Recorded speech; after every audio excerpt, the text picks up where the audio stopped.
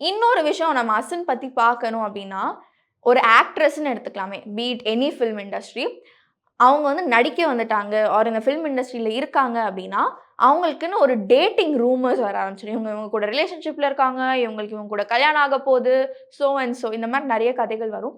But அசின்க்கு மட்டும் தான் Tamil film இண்டஸ்ட்ரியில இருக்கும்போது, எந்த ஒரு ஆக்டர் கூடயும் இந்த டேட்டிங் ரூமர்ஸ் வந்ததே இல்ல. ஸோ இங்க டேட்டிங் ரூமர்ஸே இல்லாத ஒரு ஆக்ட்ரஸ் பாலிவுட் போனதுக்கப்புறம் ஒரு பெர்சன டேட் பண்றாங்க அப்படின்ற ஒரு நியூஸ் வருது. அண்ட் அதுவுமே கன்ஃபார்ம் பண்ணப்படுது ஒரு பாயிண்ட்ல.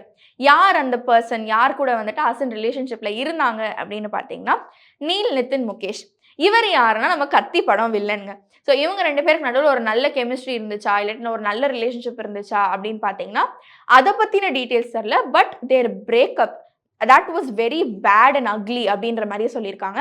அண்ட் இத பத்தின காமெண்ட்ஸ் வந்துட்டு அசின் அவ்வளவா இன்டர்வியூஸ்ல சொல்லாட்டியும், நீல் நிதின் முகேஷ் இருக்காரு இல்லையா? அவர் வந்துட்டு இன்டர்வியூஸ்ல வந்துட்டு அசின டிஃபேம் பண்ணி ரொம்ப நெகட்டிவா சொல்லிட்டு இருந்தாங்க. அவங்க சைட்ல தான் எல்லா மிஸ்டேக்ஸும் இருக்கு அப்படின்ற மாரி அவர் மென்ஷன் பண்ணியிருக்காரு.